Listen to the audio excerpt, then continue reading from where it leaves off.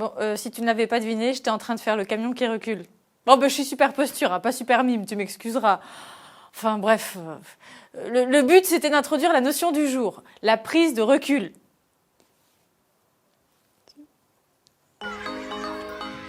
Pourquoi est-il important de prendre du recul face à une situation difficile? Sacrée question. Bon, c'est sûr que quand il y a un problème, si tu gères uniquement avec les émotions, ça peut faire des étincelles.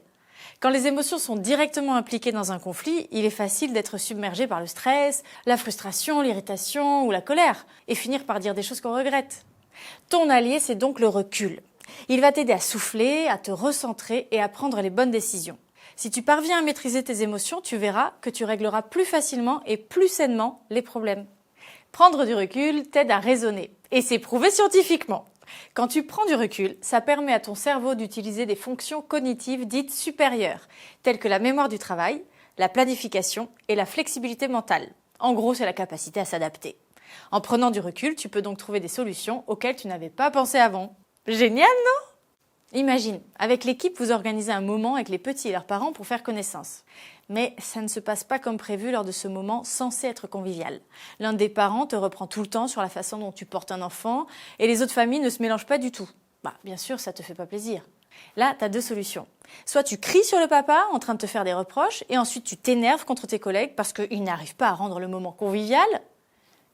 Pas très héros discret, soit tu prends du recul. Tu analyses pourquoi cette rencontre n'a pas marché et tu organises une réunion où tu encourages chaque membre de l'équipe à faire pareil. Grâce à cette prise de recul, tu pourras évaluer les problèmes rencontrés et identifier les actions indispensables pour les résoudre, ce qui permettra de créer une belle cohésion et de meilleures rencontres pour les enfants à l'avenir. Ça, c'est très héros discret.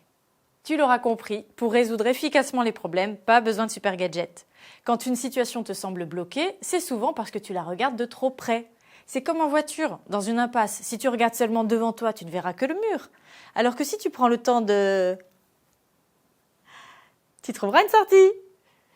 Bon, promis, j'arrête avec ce mime. Ne réagis jamais à chaud. Prends le temps d'analyser et d'envisager toutes les solutions pour être sûr de trouver la meilleure. Et tu verras que tu résoudras tous tes problèmes. Écris-toi ce petit mantra partout. Un temps de réflexion égale un tas de solutions. Bip, bip, bip, bip, bip. Oui, c'est bon, j'arrête là. J'arrête.